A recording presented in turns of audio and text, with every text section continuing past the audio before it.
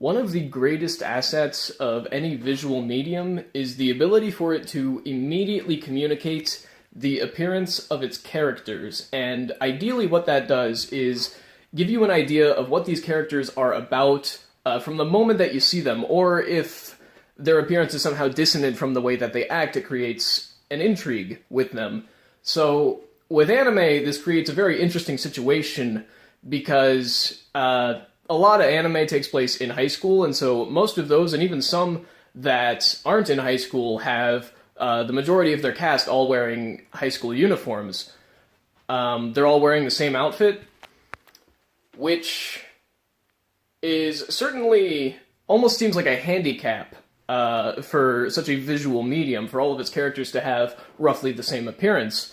One area in which deviations on this are explored is in the socks that the characters wear, because there's not a whole lot of regulation on those when it comes to uniforms, so different characters will wear different socks, and that kind of is one area in which this handicap of high school uniforms is deviated from.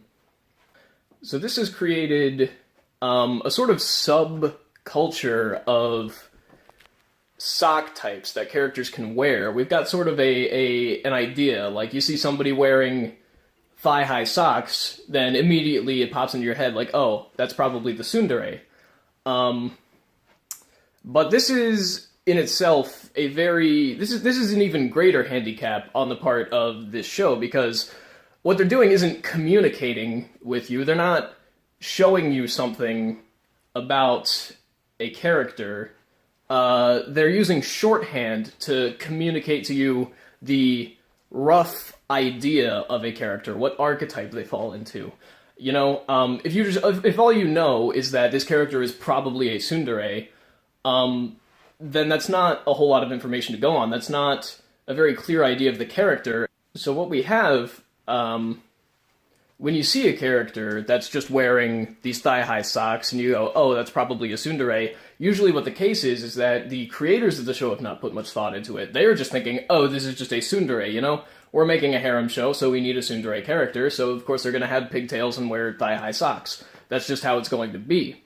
And what this creates is a very interesting effect when you think about it in certain terms. Like, what we have here isn't necessarily a character, because it's not a very deep character. It's not a very well fleshed out idea. It's just sort of a facade. It is an avatar of the idea of a tsundere, which has been placed into this world just because there needs to be one. And for no other reason. There's no deep meaning to this character's existence, and so if you try to flesh them out, if you try to look deeper into the more fine details of what they are, if you try to think about why they are wearing thigh-high socks, you can't come up with a good answer, because there isn't one. So if we look at a show that has good characterization through socks, we can take a look at K-On!, where every character in K-On!, if you think too hard about why they are wearing the types of socks they are wearing, you can come up with answers. There's no real ambiguity. You look at Ritsu. Ritsu's a character who does not like thinking very hard, so if she's going to go out and buy socks, she's going to get some normal ankle white socks. There, done.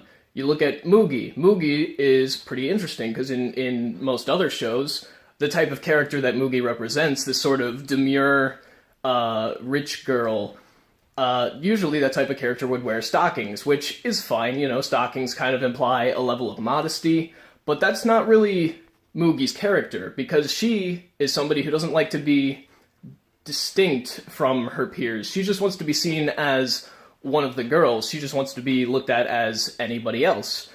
So she just wears normal white socks. There. You look at Mio and Azusa. In any other show, these are the characters who would be wearing the thigh socks, because they both express traits classic to tsunderes. But neither of them are the type of person to wear thigh socks, because thigh socks are kind of provocative. They're kind of sexual, and neither of these characters are those things. So instead, they just wear normal black ankle socks. Now, these black socks imply a certain level of respect for the institution that they're in, and they are the most studious two out of the group, so that it all holds up. It all makes sense.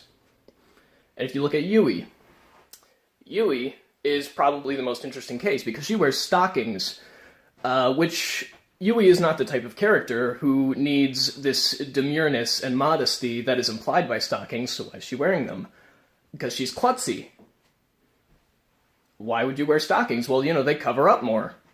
If she's a klutz, and we have seen her fall down at the very beginning of the first episode, that's the first thing we see of Yui's character, is that she's a klutz. So, of course, she's going to have an additional layer of protection for in case she falls down.